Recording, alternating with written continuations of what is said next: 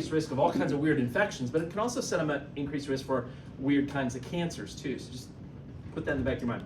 So it's your body's defense system against a variety of things. There's two branches to it, innate and adaptive. Innate, anyone remember the other names for innate? It's called innate, or it's called non-specific or inborn immunity. And that's what we talked about before break, right? If you want to think about immunity as lines of defense, innate immunity provides which lines of defense? Anyone remember? Which two lines? I just gave it away. It provides the first two lines of defense. There are basically three lines of defense with your immune system. The first two are provided by innate immunity, and then the third line of defense, which we'll talk about today, is provided by adaptive immunity. Okay. What's the other name for adaptive? Anyone remember the other name for adaptive? Specific? Yeah, it's also called specific immunity or acquired immunity, and that's what we'll focus on today. Going back to that concept of the lines of defense, anyone remember what the first line of defense was? Is it like your skin? Yeah, it's like barriers, basically. And that's really, that's like the best line of defense. Keep the infection out of your body in the first place. So like your skin on the outside of your body, even on the inside of your body, the mucous membranes that line like your stomach, your intestines and stuff. Just because you swallow a bacteria or a virus doesn't mean you have an infection yet. It still has to break through the mucous membranes that line those hollow organs, right? So that's another barrier. So that's the first line of defense. If you break through the barriers though, then you got to go to the second line of defense, which is also provided by this. Anyone remember some of the things that were involved in the second line of defense? What'd you say? Not hormones. What'd you say? Gastric juice. Gastric juice. That's more of the first line of defense. That's like more fever, inflammation. Yeah. So fever, inflammation. So you've broken through the first line of defense. Now you have an actual infection going on, right? So fever's going to be triggered. Inflammation's going to be triggered. You're going to get non-specific immune cells involved. Like neutrophils are great. Macrophages are going to be involved. Natural killer cells. All those guys get involved, right? If that doesn't work to control the infection, then you go on to the third line of defense, which is provided by adaptive immunity. What type of white blood cells are involved in adaptive immunity? Macrophages. Well, okay, no, you're right. You know what? No one's really wrong in what you said, but there's one specific group that I'm thinking of. When you hear adaptive, there's one group that you should think of: lymphocytes. All right. All those other guys that you guys mentioned, yeah, they play a role in some way, but lymphocytes are really what you should think of when you hear adaptive immunity, okay? And what are the two categories of lymphocytes? T and B. So there's T cells and there's B cells, okay? Now, of those T cells, there's two types that we'll talk about, something called cytotoxic T cells and then something called T helper cells. The cytotoxic T cells are in this branch that's called cell-mediated immunity. The B cells are in this branch called antibody-mediated immunity. And then the T helper cells play a role in assisting with both, okay? That's kind of how it breaks down. So that's kind of the big picture. Any questions about like the big picture then? We're in pretty good shape. All right. This can't be too, if you guys didn't go anyplace exotic or fun, this can't be too terrible. I was all ready to feel bad, but like if you just stuck around Norwalk, then this is probably like an improvement, right? All right. So adaptive immunity. Let's talk about adaptive immunity. So with adaptive immunity, your immune cells have to recognize substances as foreign, and they do that by looking for antigens that are on the surface of those foreign invaders, if you will, okay? Antigens are basically like little markers, or they're proteins that are on the surface of a variety of cells. You have them on the surface of bacteria and viruses. You also have them on the surface of your own cells, right? So there is a distinction to be made between foreign antigens and then self-antigens. Self-antigens are like your self-markers, and versus foreign antigens are ones that you'd find on bacteria or viruses, etc. So with your adaptive immunity, it has to be able to recognize your own self-antigens and make sure it doesn't attack your own body cells, and then at the same time recognize the foreign antigens and mount an immune response against them. Okay? And it got the term adaptive immunity because the response is adapted to fight the particular bacteria or virus that you're infected with, okay? With adaptive immunity, there's going to be a whole set of lymphocytes, and they've all gotten their training. Anyone remember, where did lymphocytes get their training? Two places where they got their training.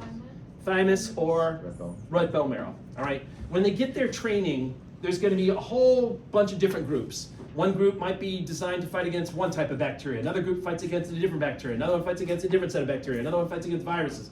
You have all these different groups that are designed to fight. When you actually get infected, only the group that's designed to fight against that particular bacteria or virus becomes activated and will fight it off. It's adapting to that. All the other lymphocytes that were designed to fight against a different infection, they have the day off. They don't basically do anything.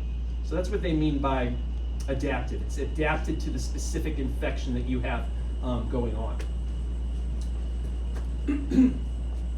So, two properties to distinguish it from innate. First of all, is this concept of specificity, and this kind of keys into the adaptive part of it too. Like with your adaptive immunity, it's looking for these foreign antigens on the surface and trying to figure out what the particular bacteria or virus is that you're infected with, making sure that it also knows what your own body cells look like so it doesn't attack your own body cells, okay? With innate immunity, remember, innate immunity, when you're talking about like neutrophils or natural killer cells or whatever, those cells, they don't try to identify the particular bacteria or virus. They just know that it's not a part of you, they know it's foreign, so they're gonna fight against it, but they don't try to figure out what the particular bacteria or virus is. Okay, so it's non-specific, whereas it's specific with the adaptive immunity. They actually try to figure it out. The other key feature that's a big difference is memory, immunologic memory. That just means that with the adaptive immune response, you're going to create, during the response, something called memory cells. Memory cells don't do anything with the current infection that's going on, but they live for a long time and they remember that infection. And if you ever get the same infection again, the same bacteria or virus again in the future, the response will be a lot faster and stronger than it was the first time. And of course, that's the basis for what do we do therapeutically that relies on that? Vaccines, all right?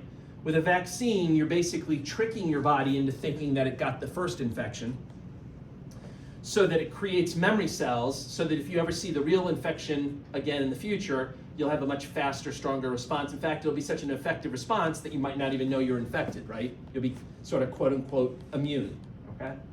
So again, that is why with the adaptive immunity, the response gets better over time. With innate immunity, it doesn't get any better, all right? With innate immunity, if you get the same infection again in the future, your response is going to be just the same as it was the first time you got that infection. Okay? All right, so let's talk about first the training process a little bit. Now this is a slide that's really busy. There's a lot of information up here. I'm going to come back to this slide a couple of times, but first let's just start. Let's just start with where your lymphocytes are born and where they get their training, right? And by the way, what's the name of lymphatic organs where white blood cells are either born or where they get their training? What do they call those lymphatic organs? Primary lymphatic organs. After they graduate, after they get their training, then they go out to what type of organs? Secondary lymphatic organs, and that's where they live for a long time, and they basically wait around to see if the bacteria or the virus that they were designed to fight against ever shows up, and then they'll mount an immune response, right? So that's what this diagram is showing you, but it's a very busy diagram. So at the top, they're showing you your two primary lymphatic organs. The red bone marrow, remember, is where all of your blood cells are made. And in the case of your B cells, remember, B cells or B lymphocytes, whatever you want to call them, they actually get their training while they're in the red bone marrow. So when a B cell leaves the red bone marrow, it's already considered a mature B cell. It's got its training. T cells are more tricky. T cells, when they leave the red bone marrow, are considered pre-T cells, or if you want to use my school analogy, you can think of them as freshmen. And they're going to go to the thymus. What was the nickname for the thymus? T-cell university, right? They go to the thymus to get their training. And what was the graduation rate in the thymus? 2%. It's really tough. It's just a little bit easier than my course. No, it's really tough. They go to the thymus. And then if they are that lucky 2% and they do well and they apply themselves, you know, they can do anything they want to do, right? If they apply themselves, then they become mature T cells, they graduate, and then, like the mature B cells, they're going to leave and they're going to go seek out some secondary lymphatic organ. And that's what this is supposed to be in green, is some kind of a secondary lymphatic organ. What are some examples of secondary lymphatic organs? What'd you say? I think you got it right. No, I had it wrong. Oh. Lymph nodes are an example. What else? Spleen's an example, right? Your tonsils in the back of your throat, those are all secondary lymphatic organs. Any place where the lymphocytes kind of go and just wait around to do their job, that's going to be a secondary lymphatic organ.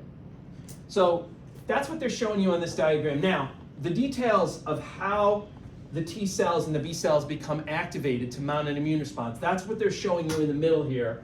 And that's pretty complicated, and I'm going to keep coming back to this slide and get into it. But what I do want to mention before we go past this slide is, notice that if you follow the cytotoxic T cells down, as I said, they're involved with what's called cell-mediated immunity. And if you follow the B cells down, they're involved in what's called antibody-mediated immunity. And if you follow the helper T cells down, notice they have little branches that are assisting with both of the other two branches. So they play a role in both.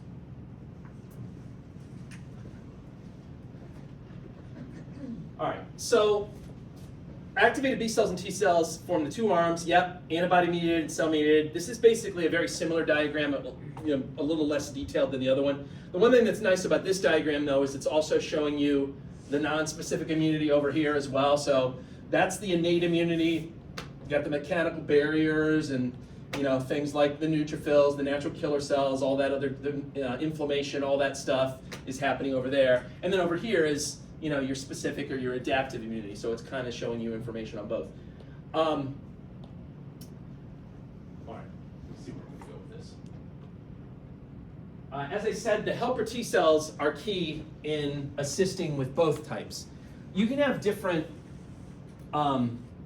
immune system disorders. Like some immune system disorders affect the cytotoxic T cells, and then you'll be prone to one type of problem. Or you can have an immune system problem that affects these guys, and that's going to influence your ability to do cell-mediated immunity. You could have an immune system problem that affects the B cells, and that's going to affect your ability to do antibody-mediated immunity. Or, if you're really unlucky, you could have an immune system disorder that affects the helper T cells, and then you'll affect both branches. And unfortunately, there is a very common disease that affects the helper T cells. Anyone know what disease I'm speaking of? Measles. No, seriously, no, wait, no. Okay, all right. No, this is actually the reason why I said that. So like, I don't doubt it. Go ahead. So it's actually a thing. So like, I saw a video, you know, measles is a measles outbreak currently in America. Yep. And like, the main issue with measles isn't like the actual symptoms of it itself. Is that there's a thing called measles amnesia, and what it does to your immune system is that every other like, I think virus you got immunity to, the measles like virus or infection. Makes you forget that you saw it before. Oh, Yeah. that's interesting. I honestly hadn't heard of that. Yeah, that's why I interesting. said it, yeah. Okay, all right, no, that's cool. I was looking for that's cool, but I was looking for a different answer. You know what answer I was looking for? Which one? What? Who's whispering? I think you are wrong. I just pretend like I didn't see that. Did you? He's a savage. No, I was speaking of. I'll give you a hint. This is a much more serious problem in the 80s and the 90s than it is. HIV. There you go. All right. HIV, human immunodeficiency virus, specifically targets the helper T cells, and it knocks them out. And when you knock these guys out, it makes you super prone to all kinds of problems because you're affecting both branches of your immunity. Okay. All right. So let's talk about the two branches then. Cell-mediated immunity and what they're good against. Okay. When you hear cell-mediated immunity, think cytotoxic T cells, and you should think that they're good against intracellular pathogens and some cancer cells. Now, I'll give you I'll make this a multiple choice question just to speed this thing along so I'm not waiting forever for the correct answer. What? I appreciate that. Your two choices are bacteria and viruses. Of the two, which usually are found inside of your cells? Viruses. All right. Viral infections usually have to get inside of your body cells. They sort of hijack your body cells, and then they take over the machinery and they use it to make more viruses. Okay. So cell-mediated immunity is usually good against viral infections because viruses are intracellular. Okay. Now there are some bacteria. Who's taking micro in here? No one wants to admit it. Did you learn about any intracellular bacteria? Do you remember?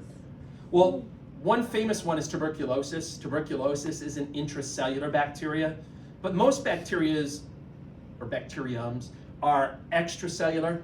Okay, so when you hear intracellular, think viruses, and then also cancer cells. So when you have a good cell that turns into a cancer cell, in a lot of ways it will resemble a virus-infected cell, and that will trigger the cytotoxic T cells to hopefully try to destroy it. Okay. The way that cytotoxic T cells kill, which we'll talk about a little bit later, is more of a direct attack. They get up nice and close to where the infected body cell is or whatever, and then they'll destroy it like up close and personal like that. Antibody-mediated immunity, you should think extracellular problems, okay? Antibody-mediated immunity involves the B cells making antibodies. Now, antibodies are big proteins. Antibodies don't get inside of body cells, so that's why antibody-mediated immunity is good against infections that are extracellular. And by infections that are extracellular, we usually mean bacterial infections. Okay? All right, so those are the two branches. So just to go back again to this diagram, because it says it on this diagram also, if you read at the very bottom. So cell-mediated immunity, it's good against intracellular pathogens. You just want to write the word virus off to the side. Some cancer cells. And then unfortunately, it's also the one that causes rejection of transplants. When you get a transplant, like a kidney or a heart or something from another person, they spend a lot of time trying to make sure you get a good match between the antigens that are on the surface of the donor's organ and the antigens that are on the surface of your own body cells. But unless it's from like an identical twin, it'll never be a perfect match. And so there's always some risk of your own body attacking that transplant. And that attack is mediated by cell-mediated immunity. It's the cytotoxic T cells that'll go after it and try to attack it. Okay. Antibody-mediated immunity, think extracellular pathogens, and if you want to write the word bacteria, it's usually bacteria that's extracellular. All right. Now, how does it all work? Well, essentially, whatever infection you have, whatever you get infected with, whatever bacteria or virus you're infected with, it actually chooses the lymphocytes that are going to fight against it, and that's called clonal selection or clonal choosing. No, I just made that up. It's called clonal selection, okay? And, like I said, during the training process, you're creating all these lymphocytes that are designed to fight against a whole range of different bacteria and viruses. Whatever you get infected with is basically going to choose that group that was designed to fight against that particular bacteria or virus. All of the other groups that were designed to fight against different bacteria or viruses, they have the day off. They don't do anything. Now, after that group is selected, it's going to do two things. It's going to proliferate, and it's going to differentiate. What does the word proliferate mean? Would you say grow? Yeah, essentially, that's right. It's going to make, what that means is it's going to make more of itself. So that group is going to undergo mitosis to make more and more of its cells, okay? And as it's making more of its cells, though, the cells are going to differentiate into two groups. They're going to differentiate into what are either called effector cells or into what are called memory cells. The other name, by the way, for effector cells is they sometimes call them active cells. So you'll see the word effector cell or you see the word active cell. It means essentially the same thing. Sorry, apologize here.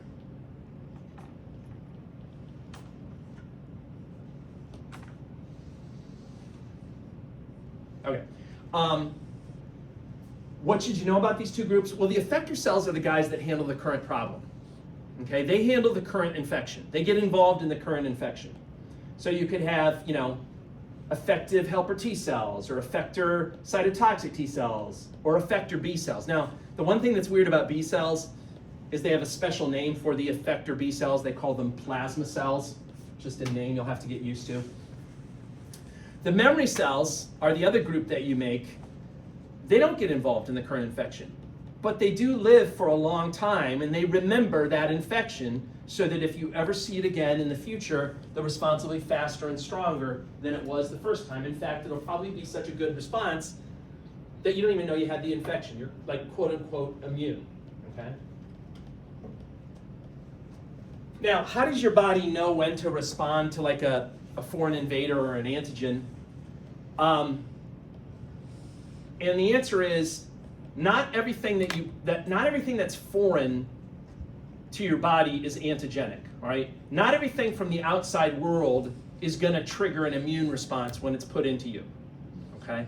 There are certain, yes, it helps that it's foreign, right? That's kind of the first criteria. It's got to be something outside your body. But that in and of itself is not enough to trigger an immune response. There are other features that usually, for example, glass. If you got in an accident, maybe you got a little bit of glass in your body actually won't mount an immune response to it. I mean, provided that there weren't any like bacteria or viruses on the glass, provided that it was like some sterile glass that got into your system, your body would basically just sort of ignore it, might wall it off. That glass could stay in your body for a long time, and your body wouldn't try to get rid of it, because glass is not antigenic. It's foreign, but it's not antigenic. Or, we make use of this in the medical world when we put implants into patients, right? When you get an implant of some medical device, whether it's a pacemaker, whether it's an orthopedic implant like an artificial hip or something like that, they use materials that are specifically designed to not be antigenic, to not stimulate your immune system, right? Like titanium, for example, is a type of metal that doesn't usually stimulate an immune response. So just because something's foreign doesn't mean it's going to be antigenic. It doesn't mean it's going to provoke an immune response. So what do you need to be antigenic? That's what this list is showing you. So it helps, first of all, yes, you should be foreign. But in addition to that, it helps if you're organic. What does organic mean from AMP1? Carbon-based. You got to have you're carbon-based, right? Structurally complex, that helps. So usually proteins of the main biologic molecules, remember the carbs and the lipids, usually the proteins are the ones that are most complex, and they will serve as real like triggers and potent antigens for your immune system. And then size matters too. Usually if the molecule is like large size, it's more likely to be antigenic than, shut up. Sorry. It's more likely to be antigenic than, my best jokes are ones that I don't even intend. Like it just comes out. Anyway, so bigger is better. Stop. All right, usually just small parts of a large antigen. So another thing, not to make a big deal out of it, but within one antigen, there can be little parts of that antigen called epitopes that actually will stimulate different groups of white blood cells. So you might have 4 different categories of white blood cells attacking one antigen based on the different epitopes that are on it. So it can actually be pretty complicated.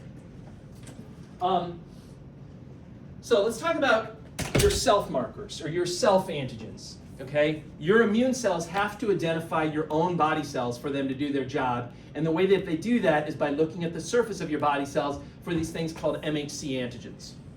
Okay, they're self markers, name tags on your body cells, and they're very complicated and they're unique to you. Your MHC antigens are not, unless you have an identical twin, are not going to match anyone else's MHC antigens. Okay, they may be close, right? But they're not going to be a perfect match. And obviously this is the thing that they look at, transplant teams look at when they're trying to find a suitable donor for a recipient. They want somebody's MHC antigens to be as close as possible to the recipients in order to be a good donor, okay? Now, what should you know about these MHC? First of all, MHC stands for major histocompatibility complex antigen. They're like self-markers, self-antigens, whatever you want to call them. Pretty much all body cells have MHC antigens, with the exception of body cells that don't have a nucleus. And the most famous body cells that don't have a nucleus are our red blood cells, right? Remember, red blood cells don't have a nucleus. Now, just to be clear, do red blood cells have antigens on their surface? Yeah, they have. What are the three possible antigens you could have on the surface of your red blood cell? A, B, or RH, right? Those are the three possible antigens. Those are not MHC antigens. Those are a different type of antigen. Fortunately, on our red blood cells, we don't have MHC.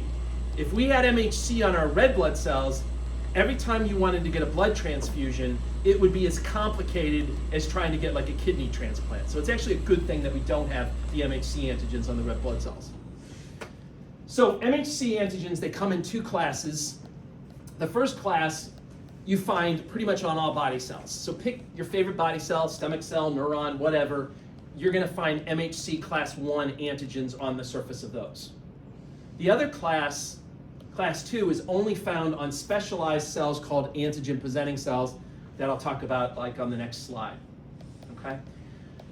Both of these antigens, both of these self-antigens are important for what's called antigen processing and presentation, and that's what I'm going to get into.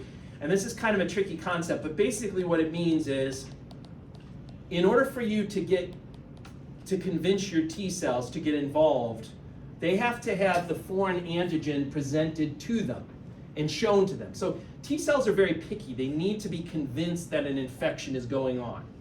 B cells are not nearly so picky as the T cells are. T cells need, and during the presentation of the foreign antigen, the T cells also need to be reassured. They have to see your own self MHC1 or MHC2 antigens in order to be convinced that everything is legit and that they should proceed with mounting an immune response. So let me talk about this then. Again, antigen is called antigen processing and presentation. It's only needed to get the T cells convinced to mount an immune response. B cells don't require this. And B cells can directly recognize foreign antigen. B cells can just go up with a foreign antigen, like a bacteria or something, and they can immediately be triggered. T cells, they don't just walk up to like a foreign antigen. They have to have somebody else process and present that antigen to them and basically say, look, there's an infection going on. Don't you believe me? Like, come on, get involved, T cell. All right? So when a foreign antigen is shown to a T cell, it's always shown in association with one of the self-MHC markers.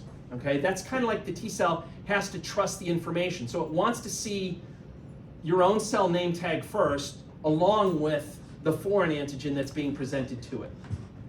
And there's two pathways of antigen processing and presentation, and it all depends on where the antigen is located. If it's an antigen like a bacteria that's usually outside of your body cells, that's referred to as an exogenous antigen. If it's a thing like a virus that's usually inside of your body cells, that's referred to as an endogenous antigen. So I'm going to have to show you how you do processing and presenting of these two different categories. So let's start with the exogenous antigens first. These are antigens that are outside of your body cells. Think, typically like bacteria, or it could just be a virus that hasn't gotten into a body cell yet. Okay, that's possible. Anyway, in order to process an exogenous antigen, the first step is to have someone phagocytize it. Someone has to gobble it up. And strangely enough, what were the two, going way back to the blood chapter, what are the two cells in the body that are the best at phagocytosis? Which ones? So I think somebody had a correct answer. Macrophages is one, and neutrophils is the other big one. Now, I'm only pointing that out because of those two, only the macrophages actually are good at presenting antigen. Neutrophils do phagocytosis, but they don't have the ability to present antigen. Only the macrophages do. Macrophages are classified as antigen-presenting cells, or APCs. On their surface, they're going to have MHC2 class markers because they're specialized antigen-presenting cells. On the next slide, I'll show you some of the other antigen-presenting cells that you have in your body. There are other ones besides macrophages. But anyway, the first step with exogenous antigen processing is for the phagocytic cell, whether it's a macrophage or something else, to gobble up the exogenous antigen, like a bacteria, bring it in, they'll break it down, and then they'll present pieces of that foreign antigen on their surface and show it off to a T cell to try to convince the T cell to get involved and mount an immune response. Okay?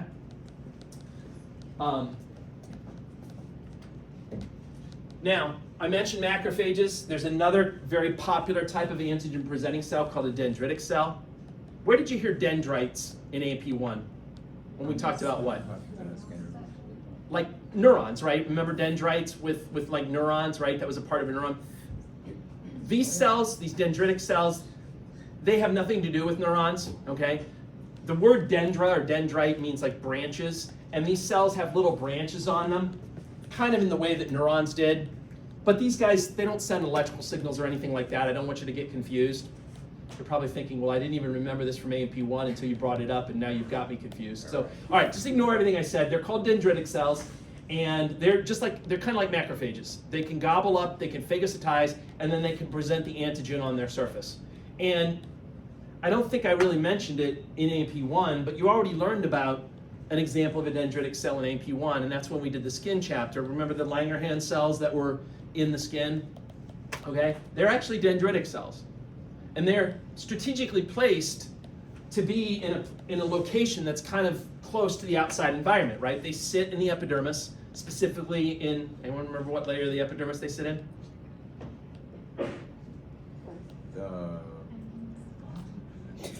It's all right. This is going to be on the T's, though. For those of you who haven't taken it, there's like 25 questions about this on the T's. No, I'm kidding. There's like not any. Anyway, it's the stratum spinosum. Stratum spinosum for the win. All right, stratum spinosum.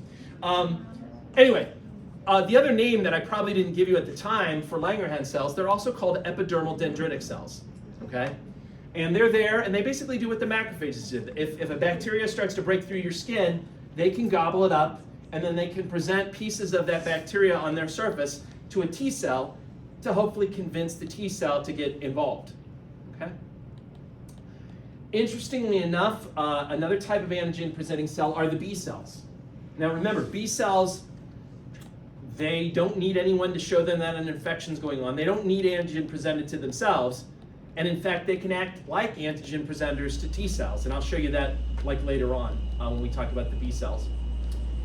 So what's going to happen when one of these antigen presenting cells come across a foreign antigen? It's going to phagocytize it, and then it's going to break it down, and it's going to show off pieces of the foreign antigen on its surface along with its own self-MHC2 markers and try to convince a T cell to get involved. So let me show you the picture on this and walk you through the details. So this big thing here is supposed to represent some specialized antigen presenting cell. It could be a macrophage, it could be a dendritic cell, whatever. Notice the first step is you got to gobble up that exogenous antigen, okay? And again, they're using the word exogenous antigen, but this could be like a bacteria or something that's outside of your body cells. Step one is phagocytosis, bring it in. Once you bring it in, the next step is to break it down into the little antigen pieces. So you've done that, all those little purple pieces are foreign antigen. While that's going on, elsewhere inside of the macrophage, it's making its own self-MHC2 markers. And then what it'll do is it'll put both of them on the surface. The guy in purple is the foreign antigen. The guy in green is the self-MHC2 marker, or antigen, whatever you want to call it. And the only thing I wish they would have done on this diagram, and if you want to add it, is over here would be a T cell that they're trying to convince to get involved. They're showing the foreign antigen and the self-MHC2 marker on the surface. Specifically, they're going to be showing it to a T helper cell. So if you want to draw like a little T helper cell over here, and they're trying to convince that T helper cell to get involved. It's basically saying, look, there's an infection going on. Here's the foreign antigen. Oh, and by the way, you can trust me because, oh, here's my self-MHC2 marker. I'm a part of your body, you know you can trust me. Okay? And then you know, T cell, I don't know if the T cell just doesn't like to work, right? But it's like, I don't know, or maybe. So that's kind of what's going on there. T cell's a slacker, all right? Now, if it's an endogenous antigen, if it's already inside of a body cell, you don't need a specialized antigen presenting cell to phagocytize it, okay? If you've already got a body cell that's infected with a virus, for example, that infected body cell can act as an antigen presenter. You don't need to get some specialized cell. So any infected body cell can act like an antigen presenter. The only difference is, remember, regular body cells don't have MHC2 markers. They have MHC1. That's one difference, okay? And the other difference is, instead of showing it off to a T helper cell, they're going to be showing it off to a cytotoxic T cell. So let me show you the diagram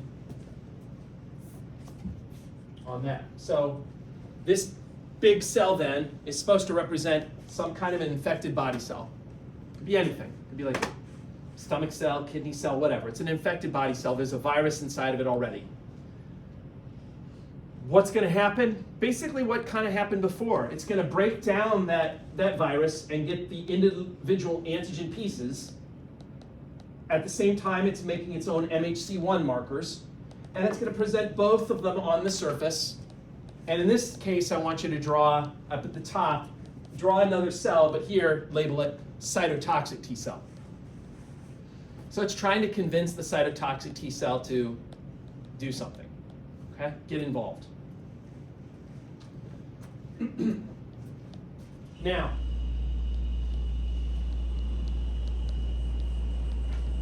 again, once it gets involved, that's that whole concept of clonal selection. If they can convince the T cell to get involved, the T cell will proliferate, it'll make more of itself, and it'll differentiate to become either an effector group of T cells or a memory group of T cells, okay? But this, getting them convinced to do that is kind of tough. You know, you need the foreign antigen, you need the self-MHC2 marker, and there's actually a third thing that you need that we're going to talk about now, and that has to do with cytokines. Cytokines are chemical messengers that are released between cells. If you go back to the blood chapter, cytokines often act like growth factors for your white blood cells. What was the growth factor for your red blood cells? Erythropoietin. Yeah, erythropoietin was for red blood cells. What was it for platelets? Thrombopoietin, right? For white blood cells, it's a little bit more complicated. There's a whole set of chemicals called cytokines, and they help to stimulate, you know, development of the white blood cells. And there's different groups, different categories of cytokines. You can see some different names of cytokines down here: interferons, interleukins, tumor necrosis factor, macrophage migration inhibiting factor. There's a lot of them. The one I want you to key in on though are the interleukins, because those are the ones that are really important for getting these T cells convinced to actually do something. So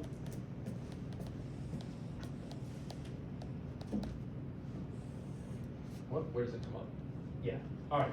So I'll get to that in a second. But basically what we're trying to do is trying to get the T cells involved, and as it turns out, they're even more picky than we thought they were. Not only do they need to see the foreign antigen, not only do they have to see the self-MHC2 marker, they also need a cytokine signal to get them activated. I'll cover that in a second.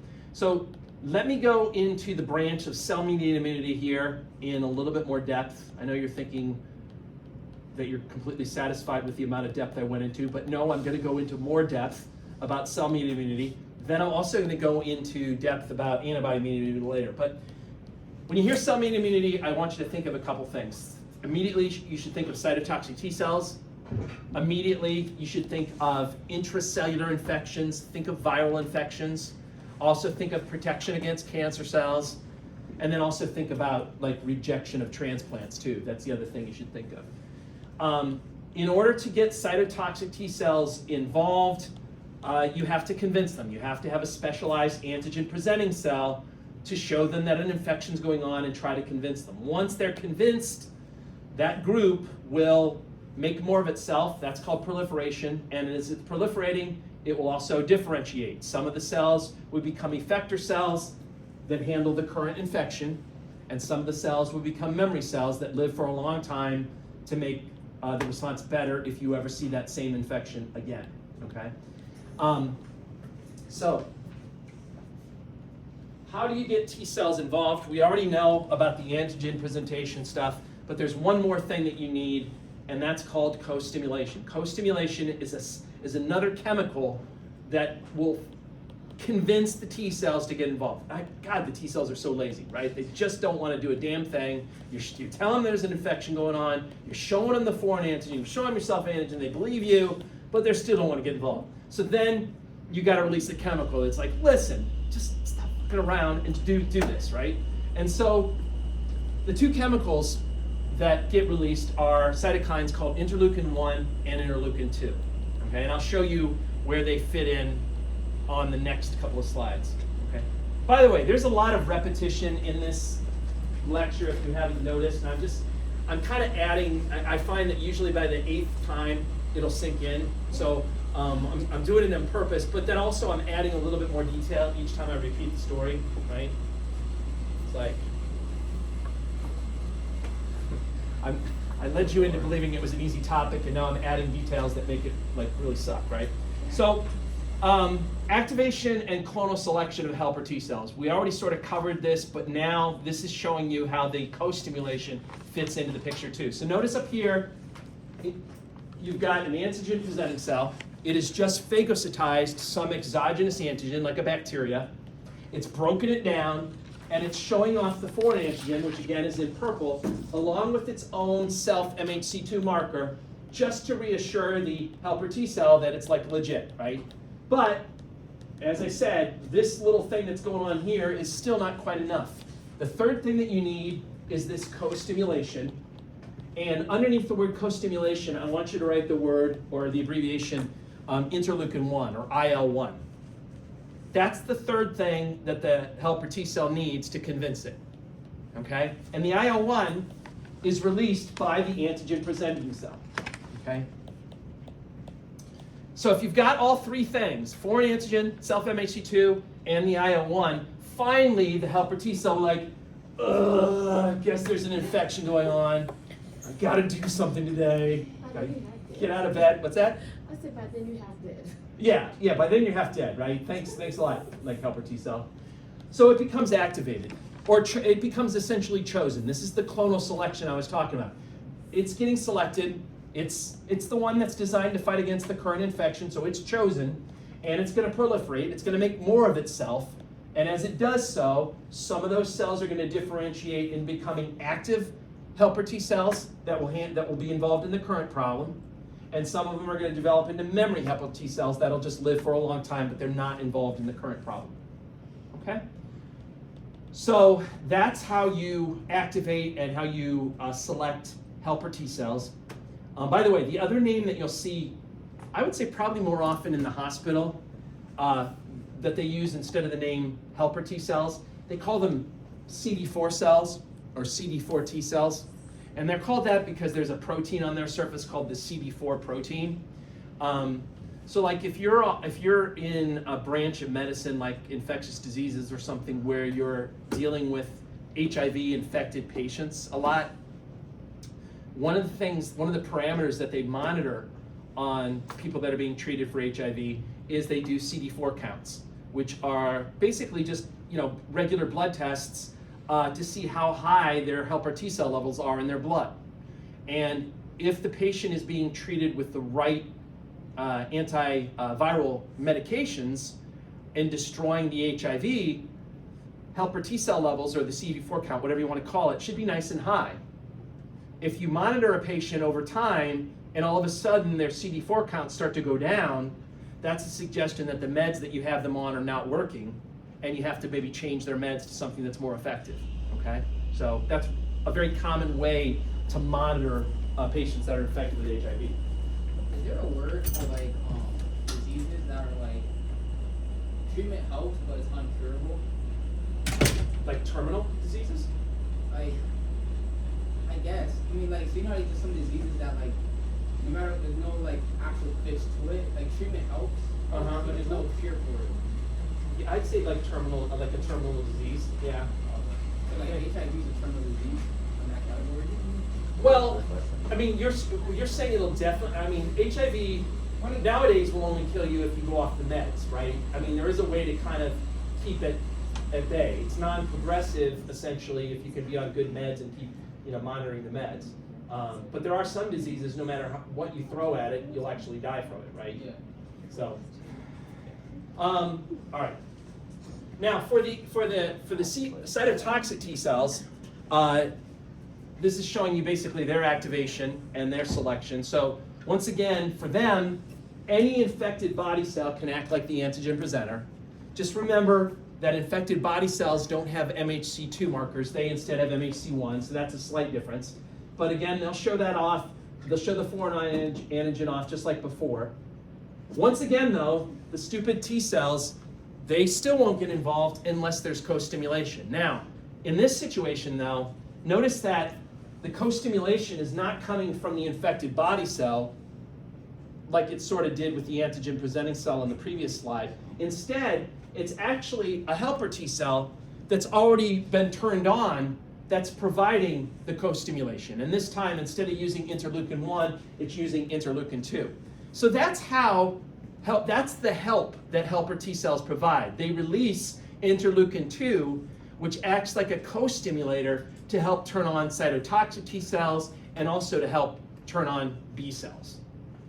Once you've activated a cytotoxic T cell, it's going to do just what the helper T cell did. It's going to proliferate. It's going to differentiate into those two groups. The active cytotoxic T cells handle the current infection. The memory cytotoxic T cells live a long time to make the response better. So I'm going to go back to my favorite diagram, this one here.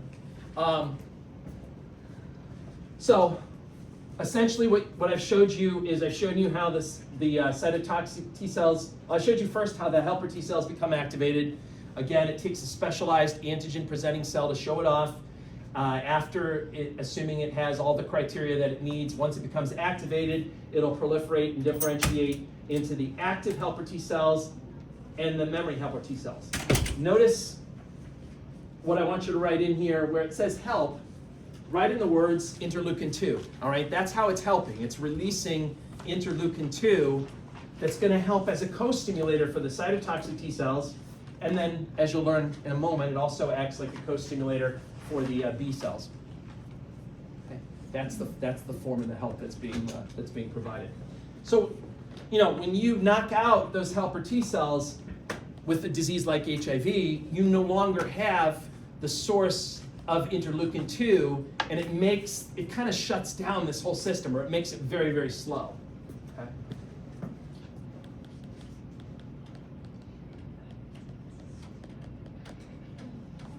All right. I have a silly question. Yeah. Is there any way to inject IL-2 into your system and whatnot? That's an excellent question, and no, I don't think it's. This is not my field of expertise. I think they have done stuff like that and tried. I just don't know that it's been particularly effective. Yeah, no, that's a good question. Yeah. All right. So how do the cytotoxic T cells actually kill? Well, here's the sad news. When you have a cell that's infected with a virus, or if it's a cancer cell, the cytotoxic T cell is not going to be able to save it. It's just going to go up and it's going to destroy the whole damn thing. So it'd be really nice if the cytotoxic T cell could just kill the virus inside without killing your own body cell, but it doesn't work that way. It's going to go right up close to it and it's going to kill the whole thing, okay? The virus and the cell itself. And there's two ways that it does that. Instead of just reading this, I'm going to just go to the next slide since it basically shows you this. So there's two ways that the activated cytotoxic T cell can kill. The first way on the left side involves the cytotoxic T cell releasing a chemical called granzymes. The granzymes, so you start with an infected body cell, right? It's presenting the antigen off to the cytotoxic T cell. The cytotoxic T cell is going to probably turn right around then and destroy that infected body cell, okay? Maybe the infected body cell would have thought twice before showing it the antigen if it knew that was going to happen, right? But it's going to turn right around and destroy it. With the method on the left, these granzymes, they get into the infected body cell and they sort of convince, this is a weird way of putting it, but they sort of convince the infected body cell to commit suicide. They get inside and they're like, you're infected with a virus.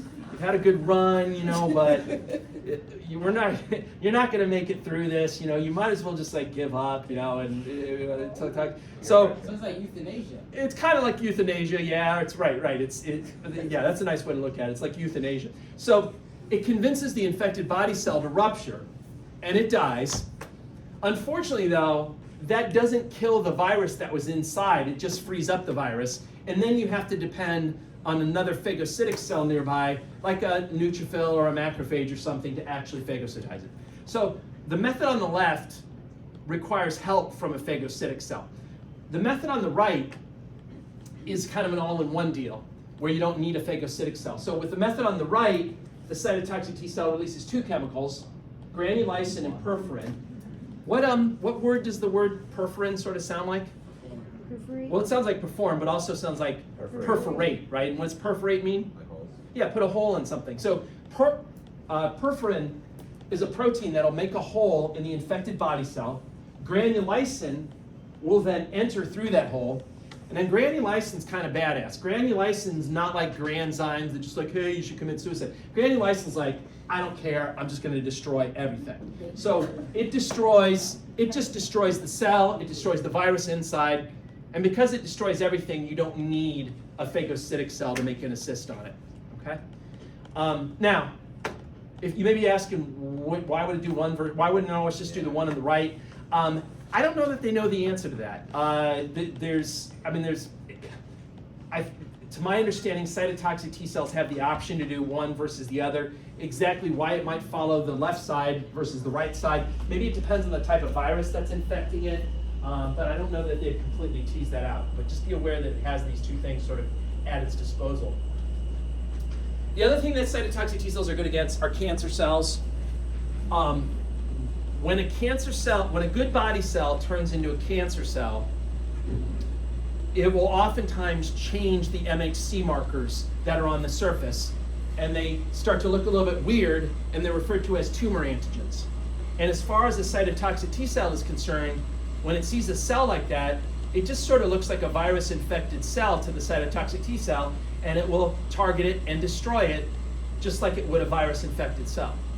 Okay? Now, obviously people do get cancer, unfortunately, and so your cytotoxic T cells are not perfect at this method of killing. One problem with cancer is that cancer cells are pretty smart, and they can evolve, and they can learn from their mistakes. So if you have like two cancer cells like you're sitting inside your body, and a cytotoxic T cell comes up to the first cancer cell and sees these weird antigens on the surface and then destroys it, the other cancer cell's like looking like, wait, he had those dumb looking antigens on the surface. Maybe if I don't put those dumb looking antigens on, what if I just keep the normal looking antigens on the surface? And that's exactly what they do, and they escape surveillance. They hide out essentially by not looking so weird, and so they're able to. It's sneaky, right? Yeah. So it's a bad situation. They've done research to find that the cytotoxic T cells are particularly good at cancers that are caused by viruses too. So there does seem to be a link there. And what's a good example of a cancer that's caused by a virus? HPV, human papillomavirus, like with the association with cervical cancer, right, or penile cancer, right? So they have found that. All right, any questions about cell-mediated immunity? Just one question. Yes, sir. Just to get my vocabulary on the spot here. The undergoing cytolysis, you said that's for rupturing, right? Yeah, cytolysis just means to like rupture. Yep. Cytolysis, how you say that? That's okay, I didn't correct you on it. I knew what you meant. Yeah. Any other questions about cell-mediated immunity? All right, antibody-mediated immunity then, I want you to think B cells, think antibodies obviously, because B cells make antibodies, and then also think extracellular infections, think bacterial infections usually, okay? So B cell activation starts when a foreign antigen binds to the B cell and then triggers it to mount an immune response. The nice thing about B cells is they don't need anyone to process and present the antigen to them. They can just go up and interact with it, and that will cause them to proliferate and differentiate and all that stuff. So B cells don't need specialized antigen presenters, or they don't need infected body cells. They can do it on their own. However, if a B cell does the whole thing on its own, it's a relatively slow process. If the B cell enlists the assistance of a T helper cell, it does make it faster. Now remember, before when I was talking about antigen presenting cells, I mentioned macrophages, dendritic cells, and I mentioned B cells can actually be antigen presenters. So a B cell can show off the foreign antigen to a helper T cell, get it involved, and it'll make the process faster. So on this diagram, this is what they're showing you here. On the left side, well, first of all, notice that the B cells are interacting directly with the bacteria. There's no other cell that's showing the infection to them. They are interacting directly with it, so there's no antigen processing and presentation that's required. On the left side over here, they're basically showing you what would happen if the B cell tries to do it all by itself without enlisting any help from anyone else. And what I want you to write over on this side is just write the word slow, okay? Yes, the B cell can do this. Yes, it will lead to the B cell proliferating, making more of itself, and then differentiating, but it's slow. On the right side, they're showing you what would happen, though, if the B cell decides to act as an antigen presenter and to show it off to a helper T cell and get a helper T cell involved. If that happens, the helper T cell will turn right around, it'll release things like interleukin-2, and it'll act like a co-stimulator, and that'll make, and I want you to write the word over here, fast. Okay, that'll make the whole process a lot faster. So it's better if the B cell's kind of independent. I get the B cell. It's just like, don't help me, don't help me. All right, you can help me, I guess, right? It just wants to do it on their own. Once again, the outcome's going to be the same. You're going to get a set of active B cells or effector B cells that handle the current problem. Now, one thing to bear in mind, they don't just call them active B cells, they call them plasma cells. So once you have a plasma cell, it's an active B cell, and it's making antibodies. And then you also have the group that's going to be the memory B cells. Okay? Now, the way that antibody-mediated immunity works, obviously, it's more of a long-distance killing effect. Okay? B cells can produce antibodies, and then the antibodies can travel through the plasma or through other fluids, and then the antibodies do the killing. So the B cells don't have to be up close with the foreign invaders the same way that the cytotoxic T cells do. The cytotoxic T cells, they have to get up close, they have to release the granzymes, the granulysin, the perforin, etc. But the B cells can be a little bit more remote and then release their antibodies that then have the effect. Okay. Now, so let's talk about antibodies. Antibodies are proteins, okay? They're also known as immunoglobulins. They're also known as what other kind of going back to the blood chapter, they're also known as what other kind of globulins? Gamma globulins, all right, another name for them. Most antibodies kind of look like the letter Y. I'll show you the diagram in a sec. Actually, instead of just reading through this, let me just shift to the diagram. So this is like your standard antibody structure of the most common antibody class that you have. This is what's referred to as an IgG type of antibody. There are 4 other classes that I'll discuss on the next slide, but this is the most common type. Looks like the letter Y. It's made up of 4 polypeptide chains.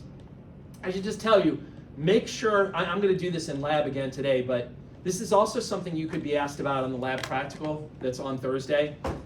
You'll have to label the parts. I don't have any models in class of antibodies, so I'll have to use a picture similar to this, so make sure you know this pretty well. But it's made up of 4 polypeptide chains, right? There's 2 of the chains are what are called light chains. So the guys in red here and there, those are the light chains. And then the guys in yellow and blue are the so-called heavy chains. They're bigger. Holding all the chains to each other are special what are called disulfide bonds. That's what the SS means. It's a disulfide bond. So that's attaching the light chains to the heavy chains. It's attaching the heavy chains to each other. It's also creating little twists and turns in the different polypeptide chains. If you look at the tips of the Y structure, like here, and there, those are really important spots. Those are called the antigen binding sites, and that's where the bacteria or whatever the antigen, that's where that's going to attach to one of those antigen binding sites. Another name for the antigen binding sites, they also call them the variable regions. And that's because those spots are going to be different from one antibody to the next. They're going to be tailor-made to attach to a specific antigen. So that area is always going to change for whatever bacteria you're talking about. The rest of the antibody is considered the constant region because that doesn't change from one antibody to the next. Okay? So that's what these letters mean. Like V stands for variable, C stands for constant, the L is standing for light chain, the H is standing for heavy chain. Okay? So let's go through the 5 classes then. The first class, by far the most common class, are IgG. 80% of all antibodies are IgG. You can see at the top they look like the letter Y that I just discussed. What should you know? What else should you know about IgG? 2 other important things. It's the only class that can cross the placenta. So when the mom's body makes good, or in some cases bad antibodies that get into the fetus, those are going to be IgG class antibodies. They're the only ones that can cross the placenta. Okay. The other thing to know about IgG is it provides long-term immunity. So when you create memory B cells, those are memory B cells for the IgG class only. Okay. IgM is kind of special. It's kind of memorable because it looks like a snowflake. All right. It's a pentamer. So what does pent mean? 5. So if you imagine 5 of those kind of Y-shaped antibodies put together, that's what it looks like. And so if you count the number of antigen binding sites, you'll see that there's 10 antigen binding sites total. Things to know about IgM. It's a great activator of the complement system. The complement system we'll discuss in a second, but the complement system is kind of like coagulation, where you have one reaction that leads to another reaction, leads to another reaction. And then at the very end, you get something beneficial. Now, you don't get a fibrin clot like you did with coagulation, but instead you get like 3 beneficial things that help with your immune response. I'll discuss that in a second. 2 other really important things to know about IgM is, first of all, it's usually the first antibody to appear in an immune response. Like if you test someone's blood from the point when they're not infected to when they get infected, the first one to rise in the blood will usually be IgM, number 1. However, it also has a short-lived response. It also will go back down quickly as well. So it's the first to appear, but then it goes back down quickly. So if you have somebody that has an infection and you test their blood and they still have high IgM levels in their blood, what does that mean about the course of their infection? It means it's like new, right? It means it's like a relatively recent infection, okay? Because IgM levels don't stick around for very long. They go back down again. IgA is famous because unlike the other types are found mostly in your blood. IgA is found in other types of body secretions. Breast milk, sweat, tears, saliva, GI tract fluids. And then the last 2 are losers. You can just write losers next to these guys. They don't know much about them. They're not that common. One's involved in allergic reactions. This one, they don't even, this loser, they still don't know what it does since 1964. Ugh. Why do we even have to talk about it? It's such a burden. All right, so what's so great about antibodies? Well, what can they do? Well, they can help in a number of ways. They can neutralize antigens. So antigens, a lot of times, can have toxic effects in your body. Antigens aren't just foreign markers. I mean, they are foreign markers, but they can also have physiologic harmful effects in your body. Like the toxins from some bacteria are antigens that can cause, widespread vasodilation, like we talked about vascular shock and sepsis before. So the antigens themselves can cause harmful symptoms. It can affect your blood pressure, can affect your heart rate, all these different things. Antibodies can help to neutralize that effect. They can attach to the antigen so that they don't have the harmful physiologic effects sometimes. That's one benefit. Number 2, they can stop bacteria from moving around so much, right? Those damn bacteria, they're always crawling around, they're moving every place. How can you kill them if they're moving around? So it can slow them down stop them from moving around so much. Agglutinate and precipitate antigen. So that's, again, just sort of clustering antigen together. Stop the antigen from mixing so much with your blood or your body secretions, and instead kind of group it together. It's easier to deal with if you can precipitate it and clump it together, as opposed to just having it sort of mixed throughout your system. Activate the complement system. I mentioned IgM is really good at turning on the complement system. I'll talk about the complement system next. And then enhancing phagocytosis. For whatever reason, it's almost like seasoning on your food. When a neutrophil or a macrophage or any phagocytic cell sees a bacteria, if it doesn't have antibody on it, it's kind of like food that you've made that doesn't have any salt or pepper on it, right? You're like, that's nasty, right? But then once you start sprinkling the antibodies on, right, it's, oh wow, this is delicious, right? So that's kind of what's going on there.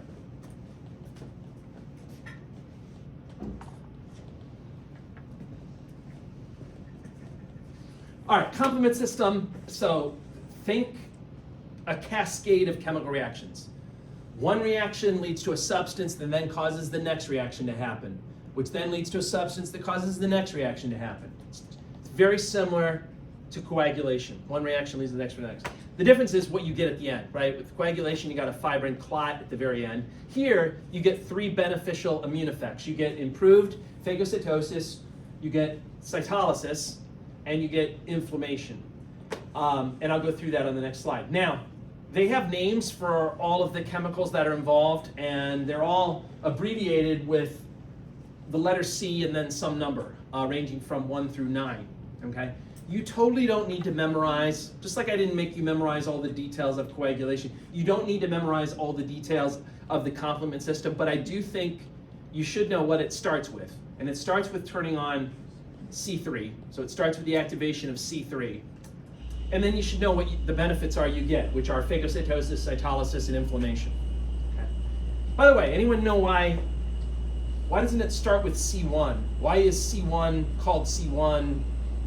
Why does it start with C3? Anyone know? Why is C1 called C1 if it's not the thing that begins it all? Those are not discovered first. There you go. Perfect. You're on your game today. That's right. Yeah, C1 is the one they discovered first, but as they did more research, they realized that the whole thing actually starts with the one they discovered third, which is C3. So here's the pathway. Don't worry about this. C3 becomes C3b, C3, I'm already asleep, right? Anyway, don't worry about that. But note that it starts with C3, and then note the 3 beneficial things you get. So you get improved phagocytosis, you get enhanced inflammation, and then you get this thing called cytolysis. You actually create, so what they're showing you in this picture here, this is the cell membrane of like a bacteria, okay? They also have, just like us, they have like a phospholipid bilayer. So this is the cell membrane of a bacteria. And when you turn the complement system on, some of those complement proteins can actually form something called the membrane attack complex, which forms basically just a hole in the cell membrane of the bacteria, and fluid leaks out and basically causes the bacteria to die, to rupture. All right, so it's actually killing the bacteria by putting holes in it. All right, almost last topic, immunologic memory. This is, again, the other feature that sets adaptive immunity apart from innate immunity is that it gets better over time, all right? Adaptive immunity gets better over time because you create memory cells. And you create memory cells for all of the 3 cell types. You create memory cytotoxic T cells, you create memory T helper cells, and you create memory B cells. In this diagram, they're basically showing you what happens when you create memory B cells, and they're showing you how antibody levels change from the first time you get an infection to the second time you get the same infection. So notice the primary response, that would be how your body responds the first time that it sees the infection, and then secondary response is when it sees it again in the future. The red line represents IgM levels, and the blue line represents IgG levels. First of all, notice a couple of things. After you're exposed to the bacteria, The very first type of antibody to rise, as I mentioned earlier, are the IgM. So IgM will go up first. But then notice that it does come back down pretty quickly, right? So like I said, if you still have high IgM levels, it probably means a person's early on in the course of their infection, right? The IgG takes a little bit later to rise, or longer to rise, okay? And then the levels stay up a little bit higher towards the end. They don't go quite down to the baseline level. But that's during the primary response. During the secondary response, first of all, notice the IgM. The IgM during the secondary response is really no different than it was during the primary response. And that's because you don't create memory cells for IgM. So that's not changing, okay? But you do create memory cells for IgG. And notice, first of all, there's no delay. Now the IgG is rising at the same time that the IgM level, so there's no delay. And then most importantly, you get super high levels of IgG. So much so that it's gonna like bombard the bacteria and probably destroy it, or at least neutralize it, so that you don't even know you have an infection going on, right? It's gonna be so effective, because of the amount of antibodies. All right, now, 2 ways to classify adaptive immunity. First is based on how did you get the immunity. And your 2 choices are, you were just living your life, minding your own business, and that's called natural immunity. Or the second choice is you actually went to a healthcare provider and got some treatment, and that's called artificial immunity. Okay, so those are your 2 choices. The other parameter that they look at is called active versus passive, and this depends on what you're being given. What are you being exposed to? With active, you're being exposed to you're being given an actual antigen. With passive, you're being given an antibody, and there's a big difference. When you're given an antigen with active, your body will respond to it and mount an immune response, and you'll create memory cells. And so with active, because of the memory cells that you've created, there's going to be a long-term benefit. With passive, when you get antibodies, antibodies are doing the work for you. Antibodies are great. They fight off infections. They're awesome. But if you give somebody antibodies directly, you're doing the work for them. You're not stimulating their immune system, so you're not creating memory cells. So after the antibodies are out of the patient's system, no memory cells were created, so there's no long-lasting benefit. So passive immunity is short-term. It's only as good as when the antibodies are actually in your system. So you can mix and match these 2 parameters to give these 4 different groups. So let me go through them. The first one, natural active, that's basically just getting sick, all right? You're just living your life, things are going great, you're sitting on your couch, binge watching Netflix or whatever, just living your life, and then damn it, you got an infection, right? And when you get an infection, it sucks, but you're being exposed to an antigen, and that's the active part of it. And hopefully you'll create some memory cells that then will protect you against that particular infection again in the future, okay? So that's natural active. Natural passive means you're not going to a medical provider, you're just doing sort of natural things. And the passive refers to the fact that you're being given antibody directly, okay? So like an example would be a baby, breastfeeding, okay? The breast milk has beneficial antibodies in it that are going to provide a lot of protection for the baby so long as it's breastfeeding. But when the baby stops breastfeeding, those antibodies are going to go away. No memory cells were created, so it's not creating a long-lasting immune effect. Okay. Artificial active, that's vaccines, all right? Artificial because you're going to a healthcare provider, active because you're being given an antigen. When they give you a vaccine, they're going to give you something that looks like the real infection, but is not harmful. So they'll give you a virus that's like a weak form of the real virus, or that's somehow deactivated or something, so that it does. Obviously some people do get a little bit sick sometimes when they have like a vaccine, right? You may feel a little bit crappy the next day, but it's close enough in appearance that it resembles the real thing, so that it'll still create memory cells against the real thing. So if you see the real infection in the future, you'll have a much stronger, faster response than you otherwise would, right? And then artificial passive is being given treatment from a healthcare provider with a prepared antibody injection. And there's different reasons why you might be given a prepared antibody to treat different problems. For example, I talked to you guys about Rogam, right? Remember Rogam is a prepared antibody that's used to destroy the fetus's red blood cells that might have gotten into the mom's circulation. That's an example of artificial passive. Another good example is if you get bit by a poisonous snake, okay? When you get bit by a poisonous snake, they give you something called antivenom. Antivenom essentially is a prepared antibody against that particular venom. And it seeks out that venom and tries to essentially neutralize it so that it doesn't have any harmful effects. Now, does that mean that you can suddenly go out and start petting poisonous snakes in the future? No. The antibody's doing all the work for you. You're not being exposed to an antigen per se to stimulate an immune response. So it's only as good as when the antibody's in your system. Once it's out, you're just as susceptible to poisonous snake bites as you were before. But then why do people like, you know, like people that's like in the wild, like let's say the partner gets bit by a snake, they'll like try to like suck the poison out and they'll spit it. They'll spit it out immediately. Yeah, well that's they're trying to save their life. Yeah, but like is that actually effective? Yeah. I mean, if they get to it quick enough, the less poison that's in their system, the better, yeah. Yeah, please, if I'm ever out with you pregnant and this happens, please do that, okay? Yeah, all right, yeah.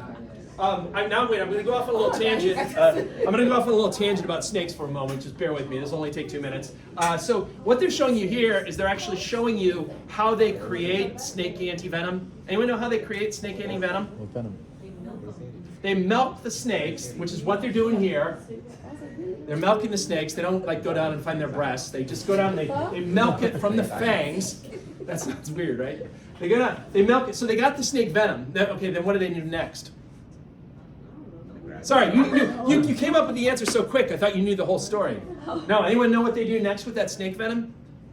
So they'll take that and then they inject it into a poor animal like a horse. Oh. Now, they don't give it enough to kill it, right? But they give it enough that the horse, so this is an antigen. The venom is an antigen. They put that in the horse will start making antibodies against it. Then they take some of the horse's blood out and they purify it and they take the antibody out from the horse's blood. They purify that and that's what's created as an antivenom. And then they will then inject that antivenom in a human if a human gets bit by this, and hopefully that that antibody will go and it'll basically prevent the venom from having an effect. So the horse is like a filter of sorts. Yeah, it's like it's a factory for making the venoms. Yeah, and there's a big I think Costa Rica is the #1 place in the world for making antivenoms. Like Costa Rica has a boatload of their own poisonous snakes down there. But then they became like such an important center that even places like in Africa and stuff will send things over to Costa Rica. So like it's a huge center for making antivenoms. Quick snake lesson here. What kind of snake is that? Anaconda. No, that's not an anaconda. That's a rattlesnake. There you can clearly see. I just guessed. I didn't even look at it. I just guessed. All right, good. That's right. Anyone know what that is? No, it's not a black cobra. Anyone know what this is?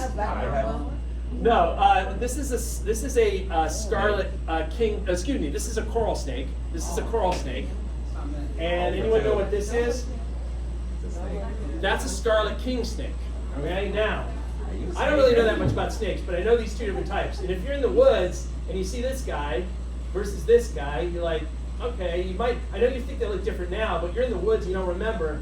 It's really important to know the difference between the two. This is a coral snake. It's poisonous. Okay, this guy's poisonous. If it bites you, you could die. Oh, they're in Connecticut. That's a good question. I don't think they are. Yeah, you might know. You just want the news you can use. This is a scarlet king snake. This is not poisonous. Okay. And there is a stupid memory trick. Does anyone know the memory trick for this? No, what's the memory trick? All right, the memory trick is, sorry, this slide's a little hard to see, but see there's red and black, right? Black, Orange. Okay, all right, that's not gonna work for, well, I guess it could work. Well, no, I'm gonna use yellow. Black touching yellow, kill a fellow. All right, black touching yellow, kill a fellow. For a fella. All right.